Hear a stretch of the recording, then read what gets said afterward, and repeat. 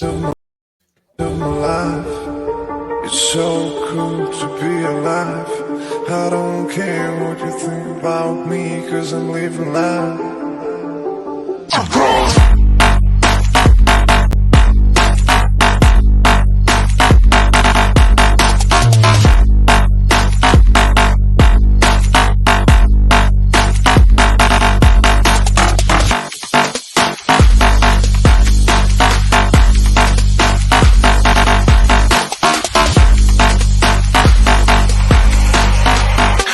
I'm moving too far.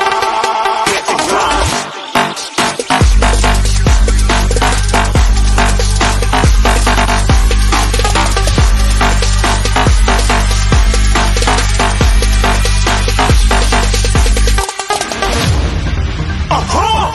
Looking at a shooting star. Got more than a couple of people going mad. I swear they're rooting hard. Tell them I'd be big in the game like she winning once. I said I'm moving too fast. Didn't even get to glance. I'm ready to eat up track like I'm seated in a restaurant. If you have swag like mine, you know it's best to flaunt. We are hating because you want. Shining like it's neon.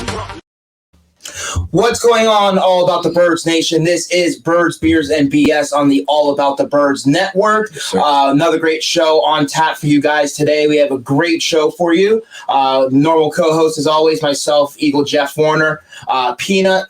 And then we have a little guest host today, the Prince of the Corsinis, Mr. Drew is here in the house to join us on today's program. Gotta love being here. We have a great show on tap, a lot to get into. A lot of big news came out this week in regarding to the Philadelphia Eagles. We'll dive into a little bit Mel Kiper's new 4.0 draft on where he thinks the Philadelphia Eagles might select in 2 weeks away from the NFL draft, gentlemen. So it's coming up quick. We'll dive into that a little bit to see where he feels the Eagles are going to go at number 12.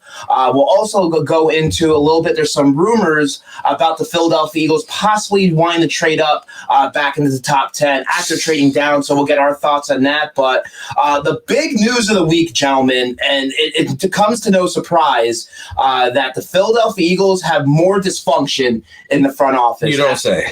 As a report came out this week from The Athletic, combination of three great Philadelphia journalists that cover this team on the day-to-day basis, Zach Berman, Bo Wolf, and Sheil Kapadia, and they were able to compile a great story basically just to add to the dysfunction that is the Eagles front office from Jeffrey Lurie and Howie Roseman, basically saying that Doug Peterson was ridiculed and criticized by the Eagles front office and treated like a baby.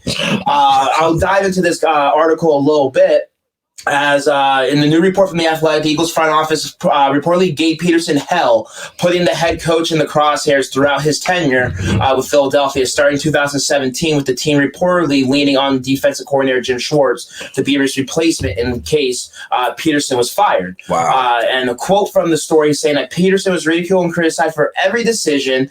The report reads, "If you won by 3, it wasn't enough. If you lost on the last-second field goal, you're the worst coach in history." And then the big thing that came from it was, of course, he had to answer to Howie Roseman's analytic guy, which we know the name of that dude until this freaking report. But the fact that Doug Peterson had to answer to him, Howie, and Doug, I understand they're going to have meetings.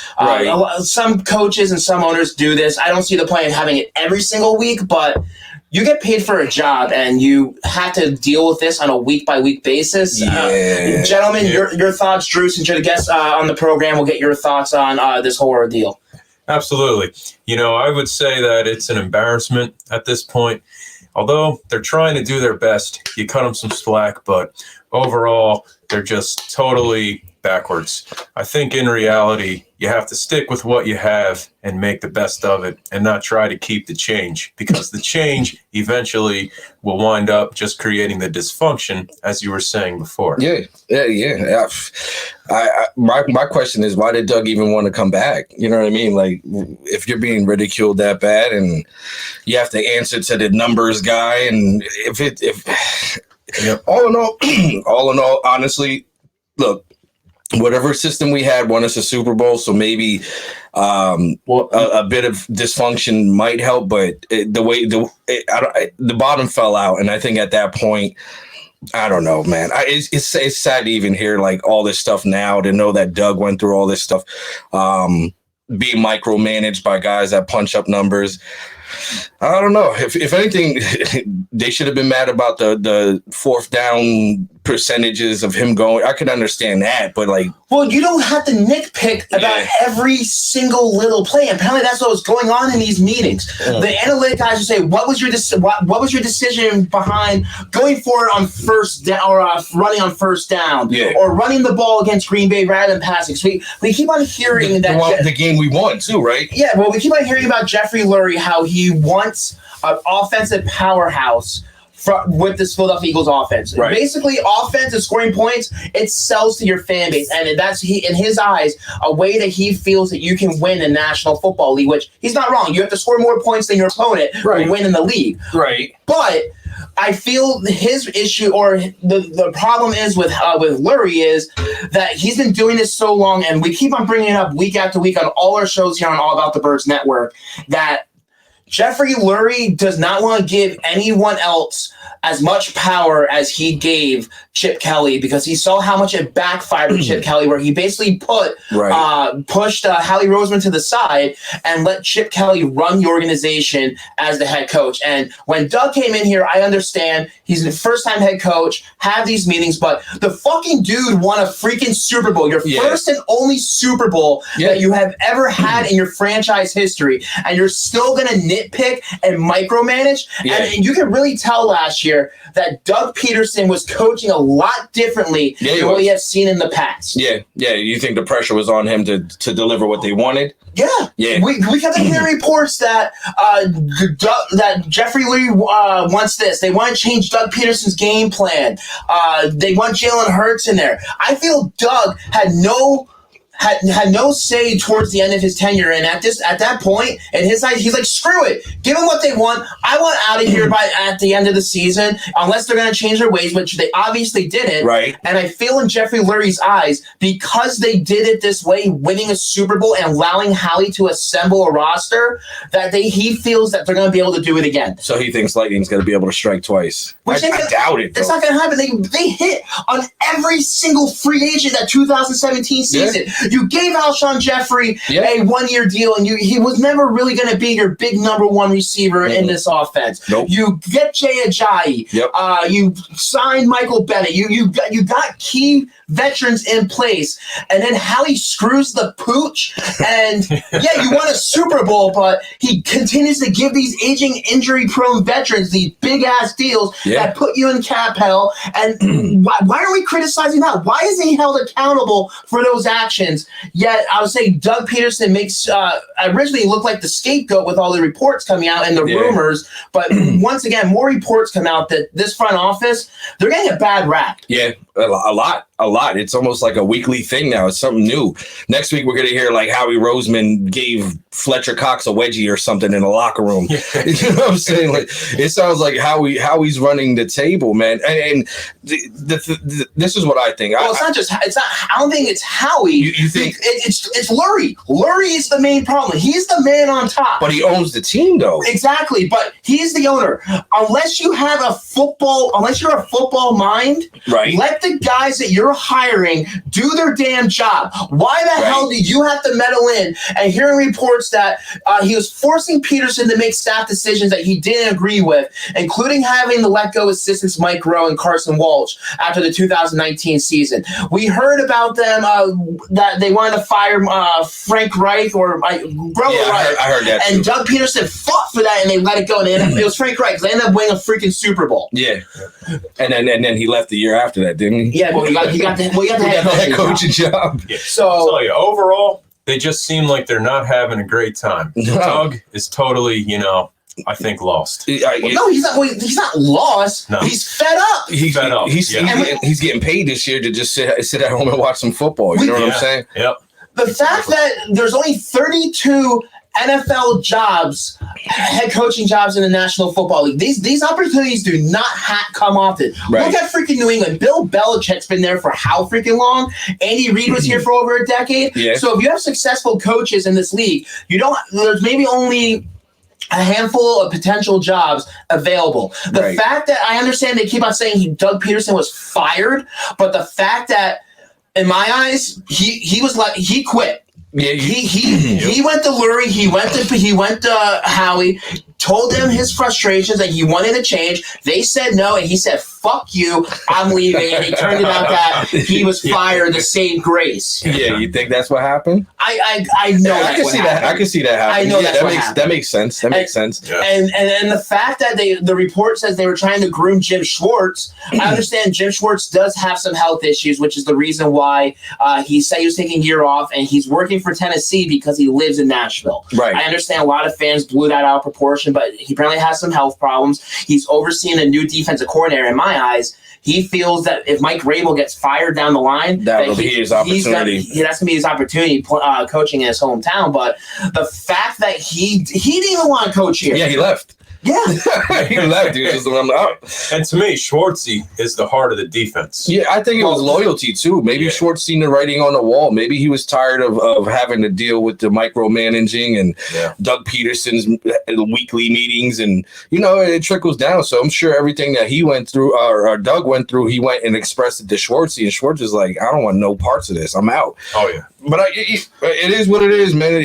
Apparently, we are bullies in the office. The nerds have overrun the system, and now they are taking over to the point where they're shoving football players around. It's a damn shame. Yeah, I mean, you're talking 4-11-1. How much you getting out of that, right? Yeah, it's tough, man. It's real tough, man. Yeah. But the thing is, yes, short term, okay, we have a head coach, we have a yes man, but how much longer is this going to happen with the front office, and how much longer are guys going to put up with this crap? Yeah. And you're going to get a bad rap around the league that you have a front office that's too meddling into football operations, not listening to their scouts, not listening to their coaches. It's going to catch wind from coaches. Not listening to Jeff. Yeah.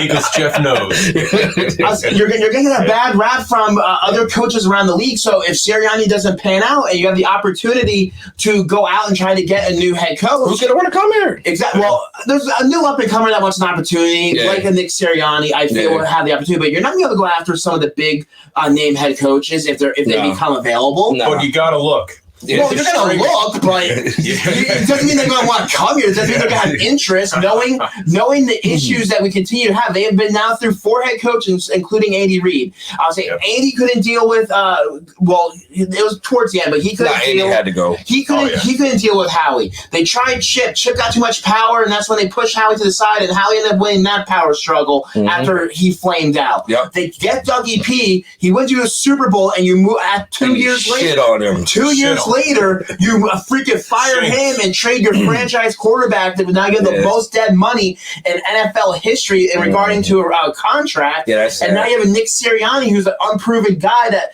he's had a little success in Indianapolis, but was it really him or was it Frank Reich? So there's a lot of unknowns, and you feel that he's possibly going to be that yes man that continues to give Howie Roseman that power and Jeffrey Lurie that power.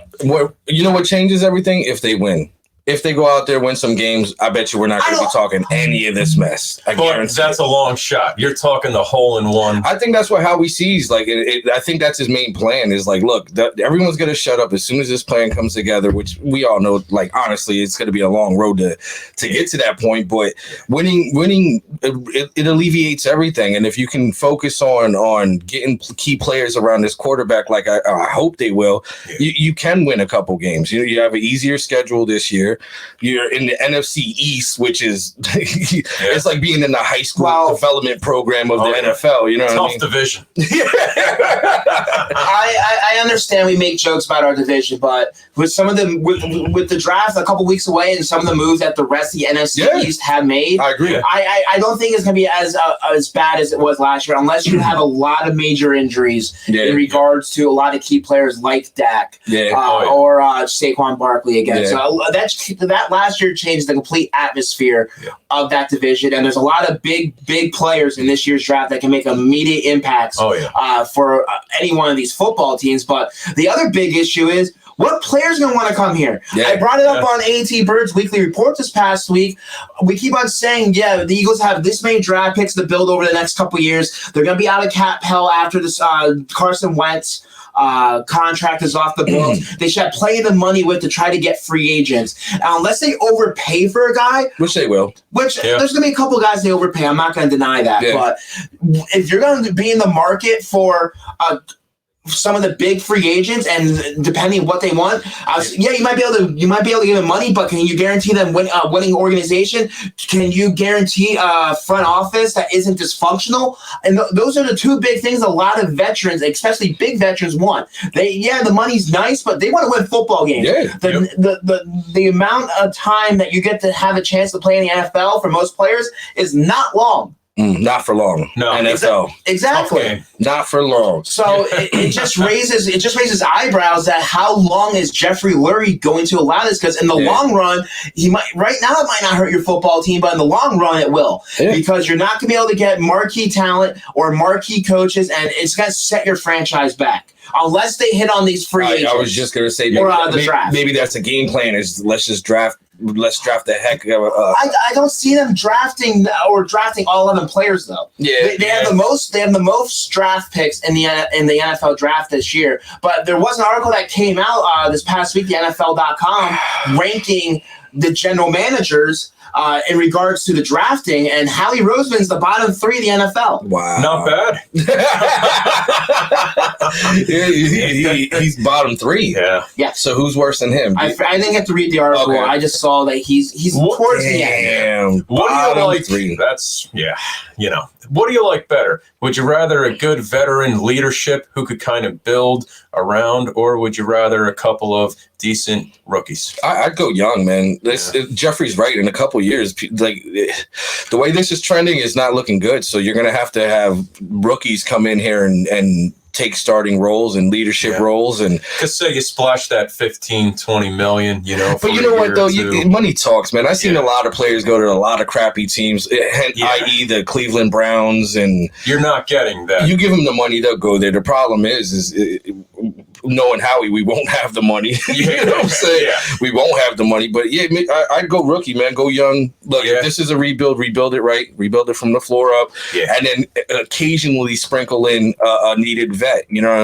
We don't have the free agency. You don't have to build a whole team through free agency. All you need to do is plug a couple holes. But that's what I would do. Well, especially since the Eagles tried to do that years ago with the whole what was the term Vince Young used? He used dream team. Yeah, he used the dream team, and we saw how much that panned out. They basically tried to win the Super Bowl, which the New England Patriots are trying to do that this offseason. The amount of money they were throwing around, but they're buying all B-level talent, though, man. No, some of them are quality talent. The fact that they were able to give Cam Newton two of the top tight ends in the NFL right now, to build him more weapons, especially since he is a guy that relied very heavily on the tight end position with Greg Olsen in Carolina. So if they're going to go with Cam Newton at least next year, unless they draft a quarterback that they might see start day one, they want to try to get Cam some weapons. So I don't see them win the Super Bowl.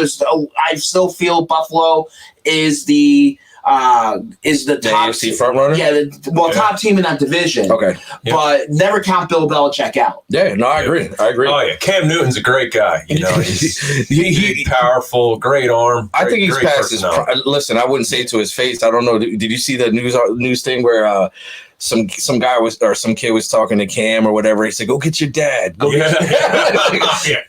So I wouldn't say to your face, Cam. I'm gonna keep it 100, but I think he's past his prime. I don't think he's gonna last the whole season. I really don't. But I was saying, moving on, transitioning to our next topic. I don't want to waste too much on this, but it sort of ties in. It sort of ties into a little bit about the front office and somehow how they feel that they're smarter than the rest of the league, or that we keep on saying they should get younger, but they end up bringing back older veterans. We talked about a little bit last week that they did re-sign Jordan Howard on a 1-year deal, minimum veteran contract to come back to the Philadelphia Eagles.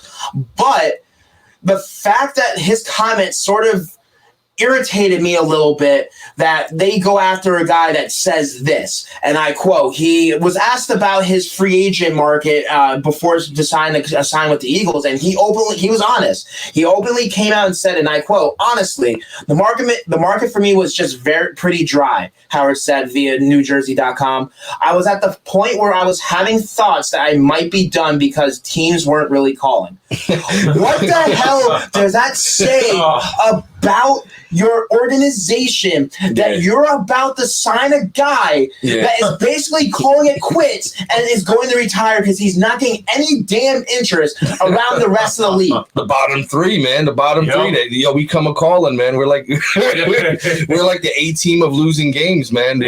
How we did it, man. I don't see Howard even starting the game for us. Well, he's not starting. He's gonna be a depth guy, and some people honestly feel that he's not guaranteed to make the roster. In my eyes, I feel unless they draft a power back later in the draft in a couple weeks, he's going to make the roster. He brings you that change of pace back. Yeah, he didn't have the most productive seasons the last couple of years, but he can still be that good blocking running back that Miles Sanders and Boston Scott both have struggled with.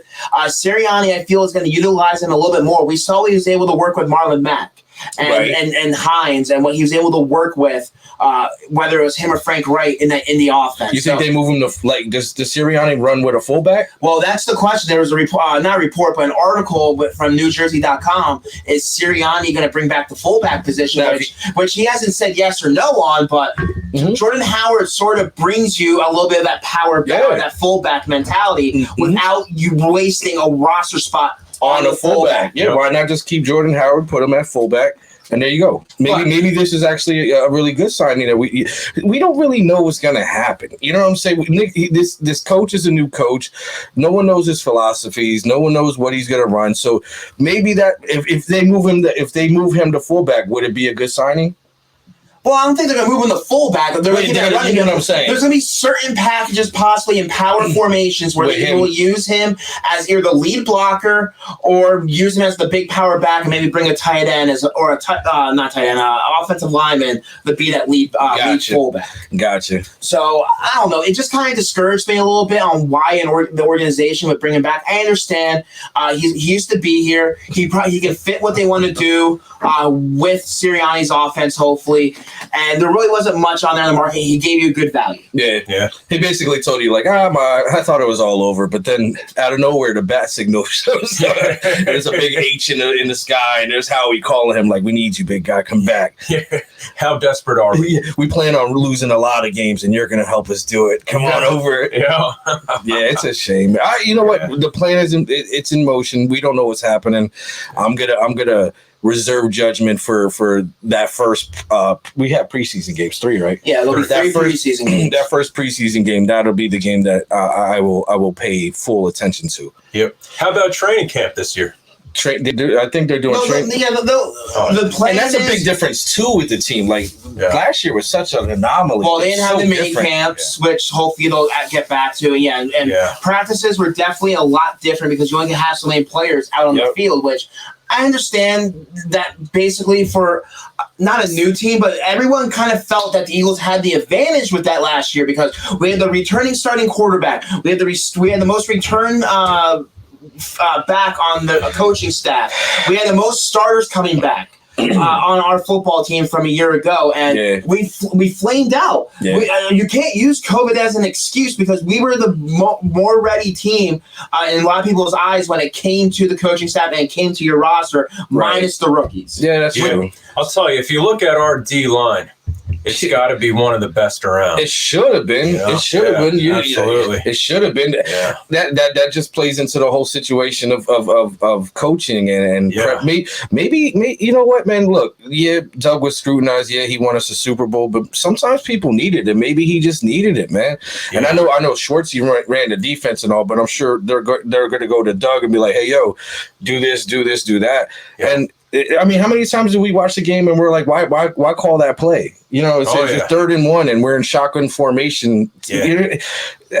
Maybe Doug deserved it. I hate to say it like that, but maybe he got to that point where they were like, yo, you need to tone this shit down, bro. What are you doing? 4th and how many times did they go the most fourth down conversion? Well, he wasn't going for it as much. No. And that's the one thing that from the article that obviously it looked like that the front office was meddling because, like I said, Dougie P was not coaching to what we saw from him the previous couple years. Yeah, no enjoyment in his face when I saw he did not sucked right out of him. It seemed like.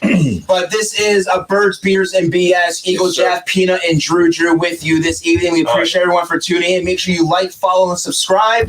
We'll have to take a quick time out. On the other side, we'll dive into some NFL draft news and where Mel Kiper will dive into his mock draft on where he feels what the Eagles might do, and we'll discuss a few things. There was a couple reports that came out this past week that the Eagles might want to trade back up in the first round. We'll give our reaction. We'll give our reactions on that. This is Birds, Beers, and BS on the All About the Birds Network, powered by Manscape. Oh yeah, we'll be back right after this. Shades and balls, bro. Support for All About the Birds is brought to you by Manscaped, the best in men's below-the-waist grooming. Manscaped offers precision-engineered tools for your family jewels. They obsess over their technology developments to provide you the best tools for your grooming experience. Manscaped is trusted by over 2 million men worldwide. We have an exclusive offer for our listeners, 20% off plus free shipping with the code AATBIRDS at manscaped.com. Manscaped hooked us up with a bunch of tools and formulations from their Perfect Package 3.0 kit, including the Lawnmower 3.0, which comes with an LED light for a more precise shave and is waterproof to make your shower shave clean and easy. The Perfect Package also includes a deodorant for your undercarriage to prevent odors and chafing, a reviving lotion, a pair of boxers and a t-shirt, not to mention a travel bag to store all your grooming goodies. Get 20% off and free shipping with the code AATBIRDS at manscaped.com. That's 20% off with free shipping at manscaped.com and use the code AATBIRDS. Unlock your confidence and always use the right tools for the job with Manscaped. Your balls will thank you.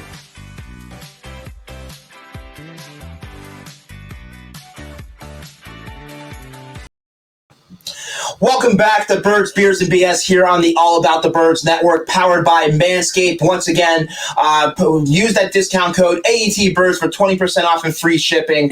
Remember, by helping our sponsors, supporting our sponsors, you're helping us. So make sure, again, to use that discount code AATBIRDS for 20% off and free shipping. Also, make sure to check out our other sponsors, 99 Jersey. Use the keyword AATBIRDS for 20% off there. Hemp Bombs for premium CBD products. And of course, our new sponsor, Statement Games. Make sure to sign up with their link at statementgames.com for fun, free new take on fantasy sports. So again, support our sponsors, help support us. Yes, sir. And you can also get your Birds, Beers, and BS gear at aatbirds.com/shop. Again, aatbirds.com/shop. We have a ton of great product up there, including hats, shirts, mugs, masks, aprons. Yeah, we have it all. So again, if you appreciate the program, please support us by helping us out. Yes. Support our sponsors, support our shop. Send me a photo of your shirts if you buy one. Let us know, or any of your AT Birds gear. We appreciate the support, and make sure you're following, liking, and subscribing all our social media platforms. You can follow me on Twitter at Jeff Warner NFL. Follow Peanut at Party Tall Dave 1 for more. If you want to discuss, talk with us. Speaking of Party Tall Dave, where's he at? You lost Party Tall Dave. He's in the house. He's in the house. Yeah. Party Tall Dave. Party Tall Dave already had a little bit too much. He's our mascot. But yeah, make sure you hit that like button. Make sure you hit the thumbs up. Leave a comment. Tell us what you think of the show. Make sure you check out all our shows on the AT Birds Network on YouTube as well. If you miss any of our shows, they are all up there. Go back and watch it. Yeah, so go back and watch it. And Dave got that skid mark on. It's on your computer phones. All you have to do is log in. You can tell we're getting into that little part of the show where someone's a little bit too inebriated to start talking. The beers and bullshit. Yeah, we're getting to that. It's our turn now. Yeah. But I would say shifting gears a little bit, gentlemen, there was some discussion this past week as there are reports that the Philadelphia Eagles might want to trade up in the first round. And let me get that article up real quick as I dive into it. It was reported by The Athletic after trading back to the 12th overall pick to net an additional 2022 first-round selection from the Miami Dolphins. Wow. Roseman is exploring a trade that will get the Eagles back into the top 10. As New Jersey Advanced Media has written several times, the Eagles aren't likely the rest falling to trade back to number 12. The Eagles were able to nab a premium asset 2022 first-round draft pick by trading back just 6 spots just a month ago. The Eagles do hold the most draft picks in the NFL draft right now, currently with 11. So they have a lot of arsenal and a lot of trade capital to make that type of deal if they want to. My question is, why? Yeah, why? I agree. The only you were just at 6. You had the opportunity to get Pitts. You had the opportunity to either get Pitts or Chase or one of the guys that you wanted. If the guy that you wanted, why would you trade back? Well, they did get capital for that. I mean, not this year, but for next year. So if they trade back up, it depends on what they trade to get back up. I agree with you. Why? Hopefully, it's not for a quarterback. If that's what they're doing. I don't think it's a quarterback. I feel the way that the draft is looking like it's going to run. The Eagles draft is really, whether they stay at 12 or not, the Eagles draft will not start till 6, essentially. Because you look at the teams ahead of them, it's going to be very quarterback heavy. Yeah, it's and they're not going to be there even in the top 10 unless they trade up to the top 5. Right now, Mel Kiper's draft, he has Trevor Lawrence, he has Zach Wilson going to the 49 or to the Jets. He has Mac Jones going 3 to the 49ers. This might be an old one. Is it 4.0? Yeah, it should have been. No, what the hell? This ain't the right one. It's all good. But you make a good point, though.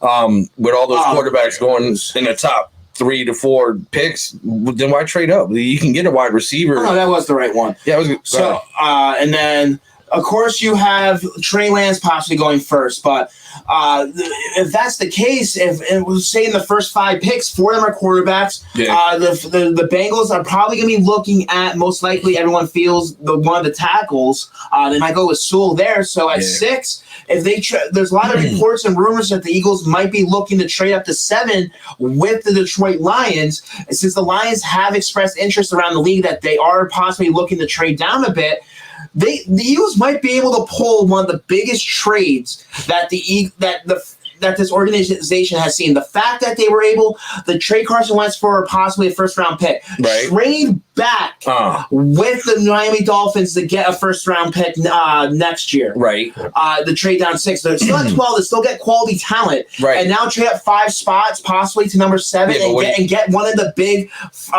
playmakers, either Pitts or Chase, if possibly both of them are there. Right. Or one of them's going to be there. Well, when are you going to listen? The Detroit Lions ain't going to trade for nothing. You know what I'm saying? It's going to cost a pretty penny to move up. I don't think it's going to be. It's not going to cost as much as you think. Well, because they're going to move back down to. I got you. Okay. They're only going to. They only possibly have to trade at 5 spots, which right now there's like this whole like draft point system that fucking someone came up with. I don't know how legit it is, but essentially, for the Eagles to be able to trade up from 12 to 7, it basically equates to a late 3rd round pick, which we currently have 2 3rd-round picks in the draft right now. Yeah, I wouldn't mind that. And we don't see the Eagles using all those selections.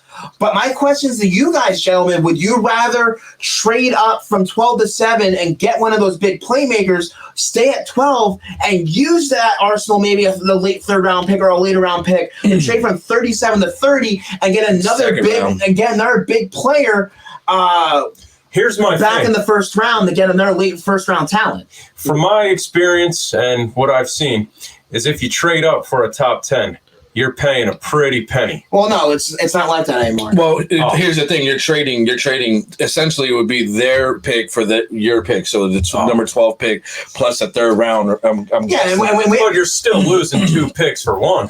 Well, it doesn't matter what we do. We have 11 selections. They are not going to use all those selections this season. As much as many holes as this team has, they are not going to build this roster with 11 freaking rookies. So they're going to try to find creative ways to try to package some of these deals to move up in rounds. Or there's a lot of talk that they're going to use Zach Ertz as trade bait to move up in some of these rounds or gain picks next year. I heard that. So my thing is, I would do Ertz for a number 6 or a number 5. I would stay put. I would not trade back up into the top 10.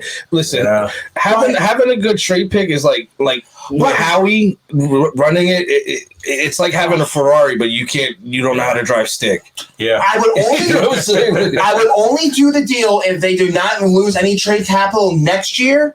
And that they're able to either get Pitts or Chase. Because the fact that everyone criticized Howie for trading down and passing up on one of those talents for a pick next year that can't help you this season and still find a way to get one of those picks, everyone better be freaking eating crow the next day because Howie would be a freaking genius. We gotta throw a Howie party. We'll throw a special Howie party. Either that or one of those burn Howie. We'll put him on a stake and burn Howie. Yeah. But because the thing is, look, I understand this is a very deep draft, and I understand people are talking about value. Yeah. Because you feel at 12, you can still get a quality player. You can still either possibly one of the cornerbacks if you rather go defense. What if Otto's there at 12? Well, that sounds like. Let me fucking finish. I'm sorry. I read his mind. I said, or you get Waddle or Smith if they fall to 12 there. But my thing is, I feel Chase and Pitts are 1A and 1B. If they are really targeting a wide receiver in this year's draft, those are the two big names that are going to be a difference maker. Nothing against Waddle, nothing against Smith, but I don't see them being immediate impacts like Chase or like Pitts. And everyone wants to talk about Devontae Smith. I'd rather have Smith over Waddle, but I kind of feel we both already have that type of player, at least with Waddle, with Jalen Reagor, which he didn't pan out to be last season. So why are you going to draft the same guy again? Yeah. At least Devontae Smith, or everyone says draft Bateman in the second round, or one of those guys. Those are not immediate impactful playmakers. I agree. Yeah, I got you. I agree. You need the immediate change. Otherwise, there's no spark on this team. So if you're able to get one of those talents to build around Jalen Hurts for a third round pick that might pan out or sit on the bench, look at our third round selection last year. Davion Taylor sat on the fucking bench most of the season. Who's that guy? Hopefully we can find a little bit more from him, get more from him this year. I know a lot of people feel that linebackers, they really don't transition well until their second year in the league, but hopefully this coaching staff and this defensive coaching staff can develop him and get him on the field, because otherwise he was a wasted pick at third round. Yeah, we need a definite Wallace pick. Yeah. I feel like you know what? I'm gonna be honest. Wallace was a fourth, fifth rounder. There's not as much expectations from him, and they did sign Anthony Harris, and they're expecting hopefully Rodney McLeod to be back. So Kayvon Wallace, his development might be a little bit hindered a little bit. Yes, I mean, with Howie running the show, do you think we're better just putting all the names in a hat and picking one? That's their draft board. It's a big hat sitting on the table. They're like, all right, Howie, what do you want to get? He's like, all right, we're trading up to number. We're gonna get Slater. We're gonna be better off. But I'll say, shifting gears a little bit, Mel Kiper's latest mock draft did come out this past week, and I'll dive down a little bit of the first round when it comes to the draft so far, right before the Eagles. Of course, he has Jacksonville taking Trevor Lawrence, unanimous first overall pick. That's without a given. The Jets look like they're going to be going Zach Wilson. That's pretty much almost a given as well. He does have the 49ers going Mac Jones at 3. So there's going to be a run at quarterbacks, which is why a lot of people feel that the Eagles might be looking to trade up, because you're right now, and I criticize Ty for doing this, you traded behind your division rivals with the Giants and with the Cowboys. It's consecutive too, because it's like a 1-2 punch, and then it's us. So you don't know. I understand. I know a lot of people feel the Cowboys are going to go defense. The Giants are a little bit of a wild card. They can go defense. They can go offensive line. So the fact that if there's a guy that they definitely want, that it makes a little bit of sense, because the first couple of picks are probably going to be quarterbacks. So is Fields dropping? Well, let me get to that. Okay.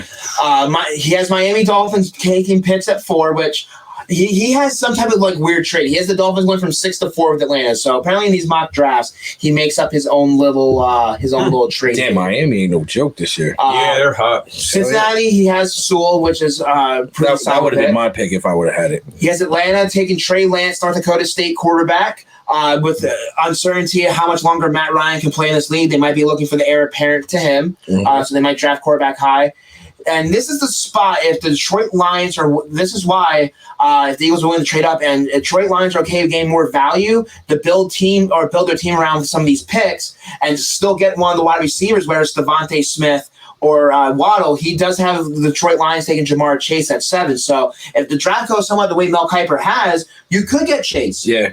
Chase would be the best case scenario to me. Yeah. With that trade, yeah. He has Carolina Panthers taking wide receiver Devontae Smith at 8. He has Denver Broncos taking Micah Parsons at 9. Would have took that one too. He has Parsons a big boy. He has another trade with the New England Patriots and the Dallas Cowboys, having the Patriots taking Justin Fields from Ohio State at 10. That's a scary thing right there. He's quick. He's definitely got some speed.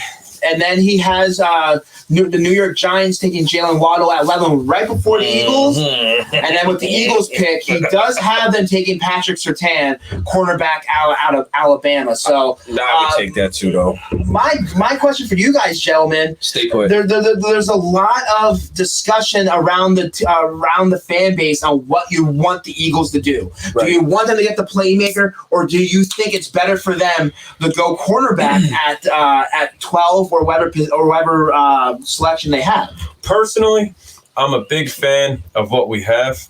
I think he's a great guy. Had a great, career coming up to this point. He earned it. Slay? Yeah. He earned it. He had a great career. Well, he was solid. Just because you draft a cornerback doesn't mean Darius Slay is gone. No. Dude. Do you follow this? He did the Kendrick Lamar thing. No, I'm cool with. Listen, go defense. Go if you're gonna do that. Go cornerback. Is he a generational talent? You know what I'm saying? I believe he is. If that's the case, then you go with that. And I feel you need a guy opposite Darius Slay as number 2, and learning from an All-Pro like Slay would be very beneficial. But look, if they stay at 12, I'm okay with the cornerback. I'm okay with Surtain. I'm okay with Devontae Smith. I'm okay with Waddle. I'm okay with Horn. Any one of those 4 if they stay at 12. Yeah. But if they can trade up to 7 and get Jamar Chase, fucking do it. This draft is very deep. Chase is lights out. He's my number 1 pick, honestly. That's who I wanted from the guy. I don't see them doing that, though. They'll trade up and they won't even touch him. Yeah. That was like when we wanted Dalvin Cooks. Just didn't happen, Yeah. And then now you look at him, he's like an all-star, right? It brings us back to how we being the smartest guy in the room. It's not so much being the smartest guy in the room. It's manipulating and finding ways that benefit your team and manipulate the system. Yeah. The fact that you were able to start at 6, get an extra first rounder from 12, trade an extra pick you have this season, move up and get a generational type of talent and an immediate playmaker I feel is going to be a stud in this league like Jamar Chase. I would go for it. This isn't a draft we can make an error. Well, the next 2 drafts. We should be able to knock this out the park. Yeah. Listen, in the perfect world, that's how it works. But we have this system where we're not seeing it the way everyone else is seeing it. Like this front office doesn't draft the way the world drafts. It feels like they literally feel like they're smarter than everyone else and they're going to find a way to prove us wrong, which hasn't worked out thus far. I don't think they're going wide receiver because Howie doesn't want to say he messed up last year's draft. How many receivers did we draft last year? Well, look, that's a big fucking difference. And I get that's the reason why they might not go wide receiver high, but there's a difference between the talent of Jamar Chase, Devontae Smith, and Waddle compared to Hightower, compared to Watkins.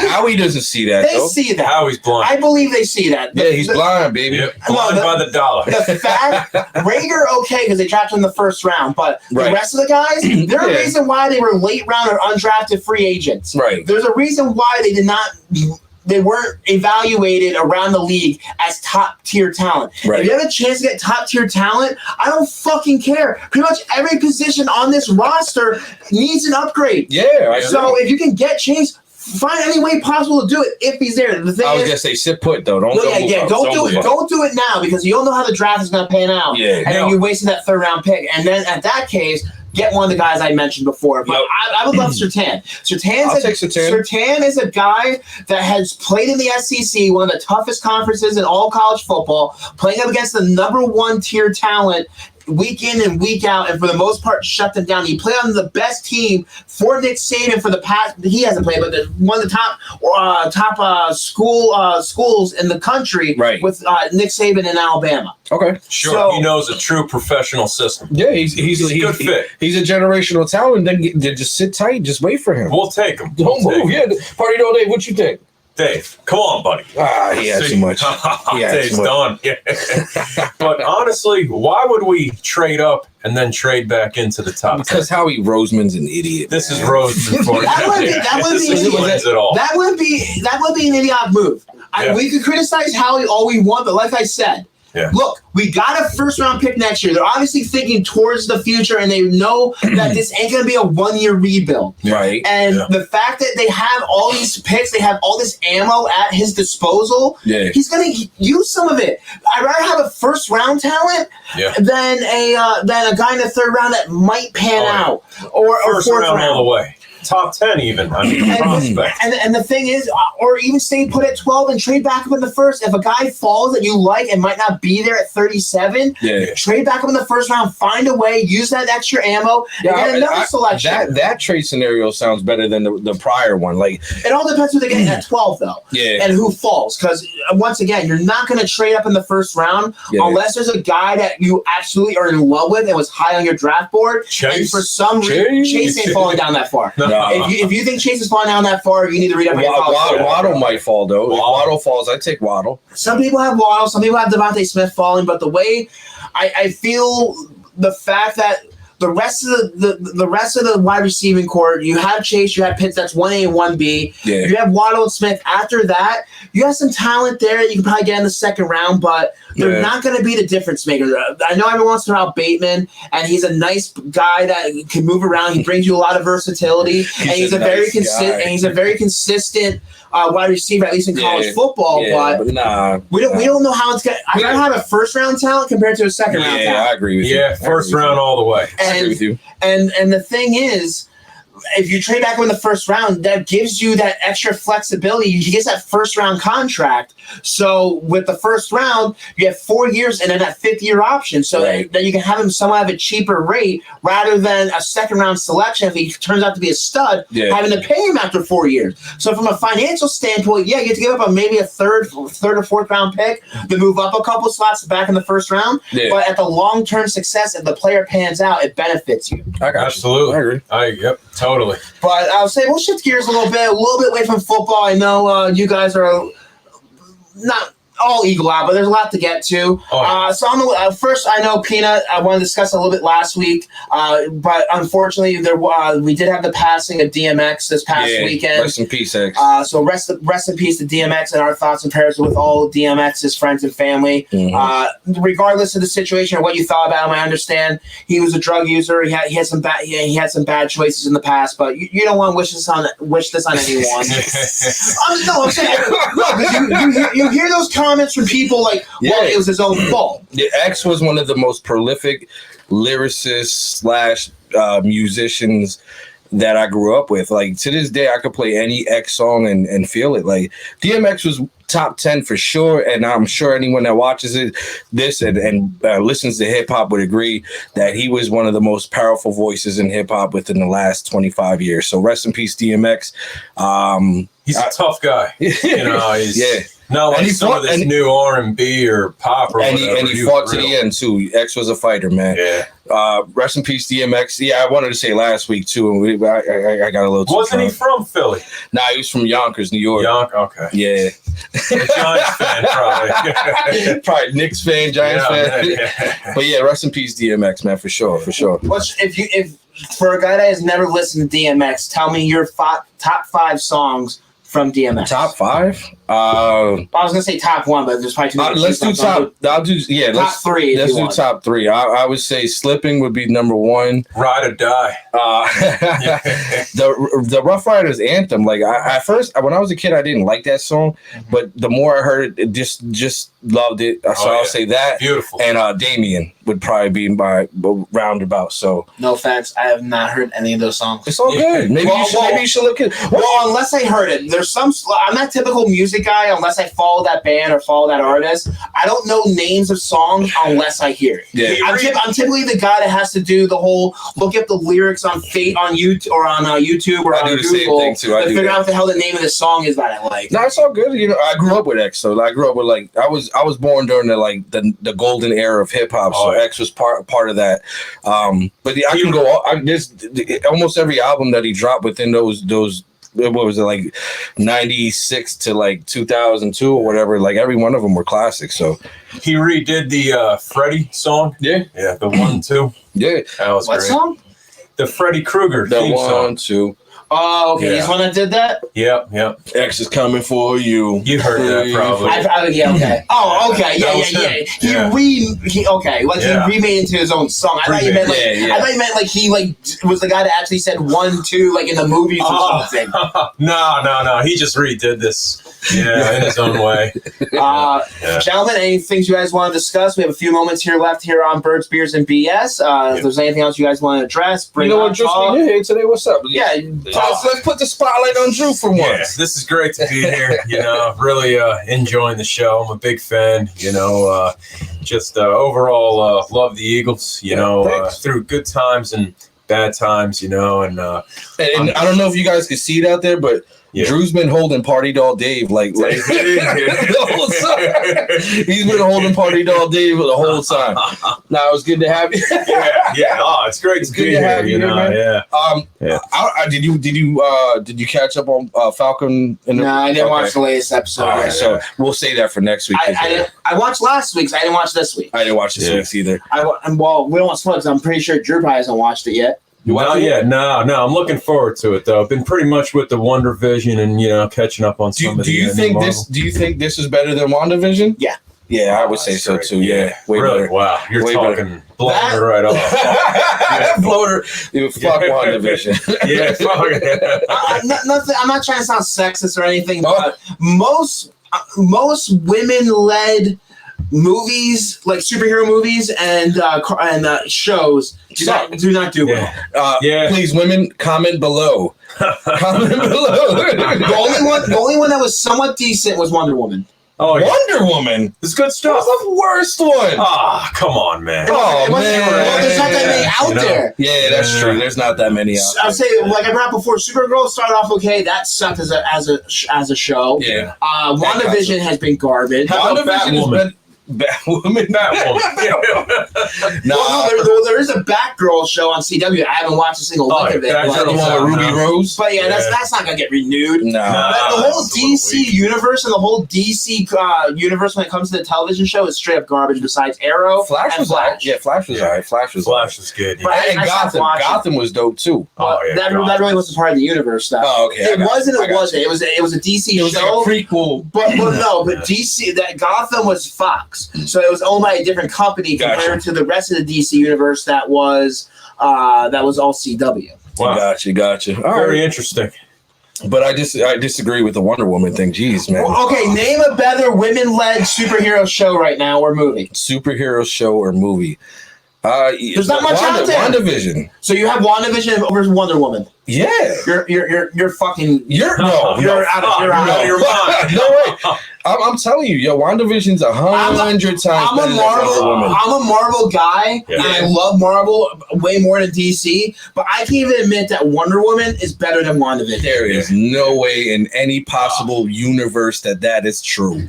No way, man. Like and comment below. Tell us which one's better. Tell us either WandaVision or Wonder Woman. It's WandaVision. No, it's not. You better not go on there and vote yourself with a different name. It was like Wet Joyner rare. Wonder Woman would kick them any day. You're right, though. There's not really that many out there, and typically they do suck. So well, speaking of women, I guess Dennis Rodman. You guys know Dennis Rodman. Speaking of women, I guess his daughter is a U.S. soccer player on the national team. Apparently, she's got some game. That is the most randomest. You know what? I didn't know that. Though. That is random. Did you just bring it up because we have the TV on right? We have the TV on right now on talking about ESPN. women heroes. Yeah, we have the TV on right now with ESPN on a show commercial, Major League Soccer promoting their game on Sunday, and then Drew brings up fucking women soccer players. Soccer's not a big topic. No, it's called football in other countries. That's right. It could pass. This ain't Europe.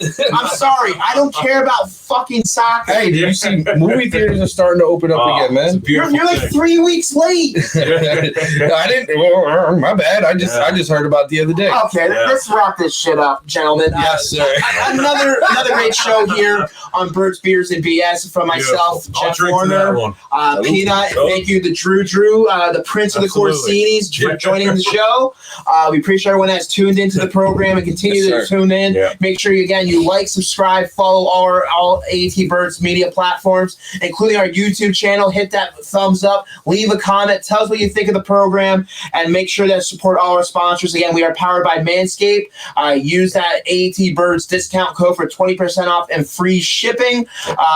Again, support our sponsors, help support us. You can get our AAT Birds gear at aatbirds.com/shop. And check out all our content at aatbirds.com for more. We again have great content day in and day out here on the AAT Birds Network. Monday, Chips and Dish. Tuesday, we have Fairways to Heaven. Wednesday, the AAT Birds Weekly Report. Friday, right now, exclusively on YouTube. We do have, of course, Birds, Beers, and BS. And then, of course, tomorrow, a couple more weeks left. We are 2 weeks away from the draft. Probably a couple more shows from Johnny and Tommy on AT Birds Draft Talk on Saturday night on Facebook, Twitter, and our YouTube channel. So again, gentlemen, appreciate everyone for tuning in. Everyone, again, Peanut, Eagle Jeff, follow me on Twitter at Jeff Warner NFL, Drew. These are great guys right here. Great guys. I appreciate it. So again, as we say here on Birds, Beers, and BS, drink them if you got them, gentlemen. Have a great evening, everyone.